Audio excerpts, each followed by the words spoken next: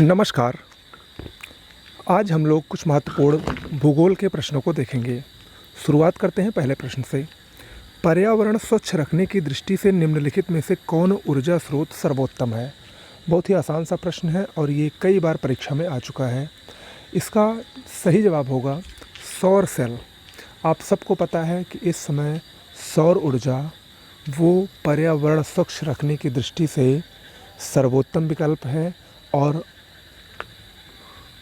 विश्व के लगभग सभी देश इसको अग्रसारित करने में लगे हुए हैं, इसको सर्वोत्तम विकल्प के रूप में मान रहे हैं पर्यावरण स्वच्छता की अगर दृष्टि से बात किया जाए, और इसको इसके लिए प्रमोट भी कर रहे हैं कि ज़्यादा से ज़्यादा सौर ऊर्जा का हम लोग प्रयोग करें ताकि पर्यावरण भी स्वस्थ रह सके और हमारा कार्य भी होता रहे। ओके, अगला प्रश्न है, पशुओं को दिया जाने वाला कौन सा दर्द निवारक भारत में गिद्धों के लगभग विलुप्त होने के लिए उत्तरदायी है? ऑप्शन डी इसमें डिक्लोफिनेक। ये एक प्रकार की दर्द निवारक दवा है जो कि गिद्धों को दी जाती थी, लेकिन इस दवा के एंटी रिएक्शन की वजह से बहुत सारे गिद्धों की मौत हो गई और गिद्ध वर्तमान में विलुप्त हो गए हैं। तो कुछ हद तक इस डिक्लोफिनेक नामक दर्द निवारक दवा को गिद्धों के विलुप्त होने के लिए उत्तरदायी माना जाता है। ऑप्शन डी इसमें सही होगा।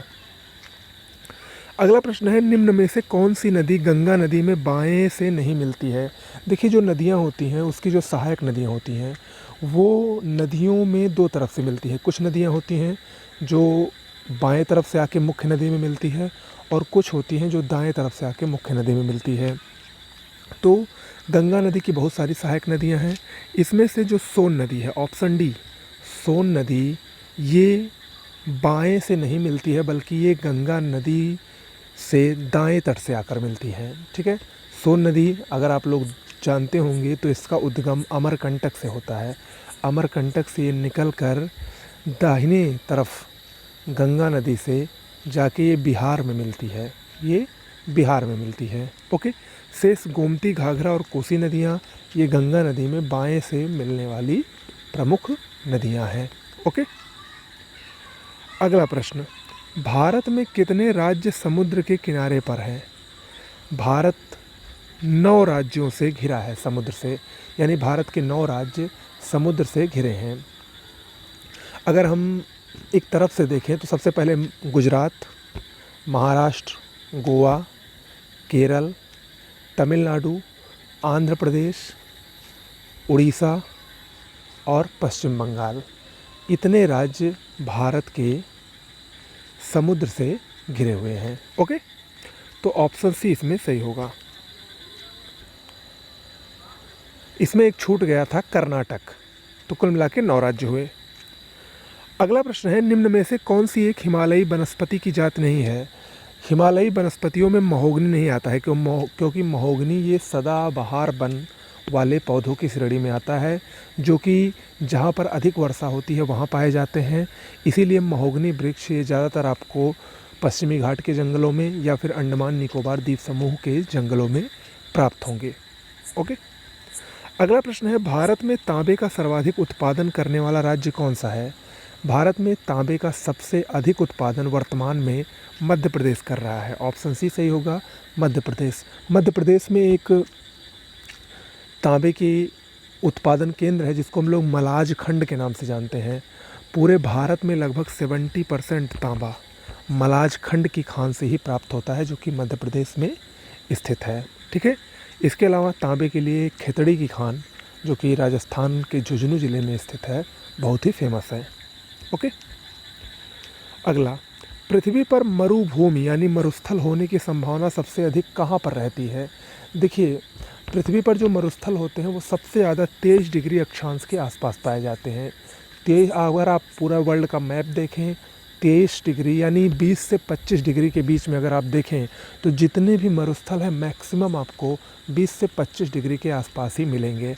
ऐसा आप लोग मैप में देखिएगा, और ऐसा क्यों होता है इसके लिए आपको मैं अलग से किसी दिन बताऊंगा, एक स्पेशल वीडियो में उसको आपको समझाना पड़ेगा।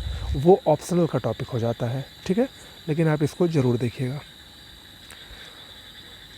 अगला प्रश्न, निम्न में से कौन बाल्कन देश नहीं है? देखिए यूरोप में बाल्कन पर्वत है, बाल्कन पर्वत के आसपास जितने भी देश हैं उनको बाल्कन देश कहा जाता है। इसमें लगभग 10 से 12 देश शामिल हैं, लेकिन इसमें ऑस्ट्रिया शामिल नहीं है, ऑप्शन डी इसमें नहीं शामिल है। जबकि स्लोवेनिया, बुल्गारिया, रोमानिया, हर्जेगोविना, ये सब क्या हैं? ये सब बाल्कन देश की श्रेणी में आते हैं, लेकिन ऑस्ट्रिया नहीं आता है। अगला प्रश्न, निम्न में से कौन सी प्रक्रिया दरार घाटी के निर्माण में मदद करती है? देखिए दरार घाटी के निर्माण में, दरार घाटी यानी रिफ्ट वैली जिसको हम लोग भ्रंश घाटी के नाम से जानते हैं, तो ये जो भ्रंश होता है, ऑप्शन बी सही है, भ्रंश ही दरार घाटी के निर्माण में मदद करती है, सहायता करती है, तो ऑप्शन बी इसमें सही होगा। अगला प्रश्न है, संसार का सर्वाधिक सक्रिय ज्वालामुखी कौन सा है? देखिए इस प्रश्न को लेकर लोग अक्सर कंफ्यूज रहते हैं, किसी बुक में कुछ दिया रहता है, किसी बुक में कुछ भी दिया रहता है, तो लेकिन मेरा जहाँ तक मानना है वो है किलायू, ऑप्शन सी, अमेरिका के हवाई द्वीप पर स्थित किलायू ज्वालामुखी, किलायू वोल्केनो, ये वर्तमान में सबसे अधिक सक्रिय ज्वालामुखी माना जाता है, ऑप्शन सी इसमें सही है। अगला प्रश्न, निम्न में से कौन सा सागर 3 महाद्वीपों से घिरा है? ये 4 सागर दिए गए हैं, इसमें अगर आप ऑप्शन डी की तरफ देखें, अगर आप लोगों ने मैप देखा हो भूगोल का, खासकर वर्ल्ड भूगोल का, तो भूमध्य सागर की आप स्थिति देखिएगा। भूमध्य सागर उत्तर में यूरोप महाद्वीप से, दक्षिण में अफ्रीका महाद्वीप से और पूर्व में एशिया महाद्वीप से घिरा हुआ है। तो ये 3 महाद्वीपों से 3 तरफ घिरा हुआ है भूमध्य सागर। अगला प्रश्न, उच्च दाब क्षेत्र से भूमध्य रेखा सागर की ओर चलने वाली पवनें होती हैं, क्या कहते हैं उसको? व्यापारिक पवनें कहा जाता है। जो उच्च दाब क्षेत्र से भूमध्य रेखा सागर की ओर चलती हैं उनको व्यापारिक पवनों के नाम से जाना जाता है। अगला प्रश्न है, निम्न में से कहाँ पर एक संरक्षित कच्छ वनस्पति क्षेत्र है? देखिए गोवा में चौराव है, गोवा का चौराव क्षेत्र, ये एक कच्छ वनस्पति क्षेत्र है जो कि संरक्षित है, ऑप्शन सी इसमें सही होगा। अगला प्रश्न है, नामदफा बाघ अभयारण्य किस राज्य में स्थित है? मोस्ट इम्पॉर्टेंट है, नामदफा बाघ अभयारण्य ये अरुणाचल प्रदेश में स्थित है, ऑप्शन ए इसमें सही है। ओके, अगला प्रश्न, निम्न में से कौन भारत की सीमा में स्थित एकमात्र सक्रिय ज्वालामुखी है? भारत में एकमात्र सक्रिय ज्वालामुखी बैरन आइलैंड है, ऑप्शन ए सही है, जो कि अंडमान निकोबार द्वीप समूह में स्थित है। ठीक है, भारत में इसके अलावा बैरन आइलैंड के अलावा नारकोंडम आइलैंड भी एक ज्वालामुखी आइलैंड है, लेकिन वो सुसुप्त है, वर्तमान में वो सक्रिय नहीं है। अगला है, मंगलम सिंचाई परियोजना है कहाँ पर? मंगलम सिंचाई परियोजना ये केरल की परियोजना है, ऑप्शन बी इसमें सही होगा। अंतिम प्रश्न आज का, उत्तर दक्षिण और पूर्व पश्चिम कॉरिडोर सुपर हाईवे का मिलन कस्बा कौन सा है? आपको बताना है कि जहाँ पर उत्तर दक्षिण गलियारा और पूर्व पश्चिम गलियारा आपस में मिलते हैं वो स्थान कहाँ पर है? उत्तर दक्षिण गलियारा श्रीनगर से लेकर कन्याकुमारी तक जाता है, जबकि पूर्व पश्चिम गलियारा ये सिलचर से लेकर पोरबंदर तक जाता है। असम के सिलचर से लेकर गुजरात के पोरबंदर तक पूर्व पश्चिम गलियारा जाता है। ये हाईवे है और ये दोनों आपस में जहाँ पर मिलते हैं वो है झांसी, उत्तर प्रदेश का झांसी ज़िला। यहाँ पर उत्तर दक्षिण और पूर्व पश्चिम गलियारे आपस में एक दूसरे को काटते हैं। ओके, तो ऑप्शन सी इसमें सही होगा।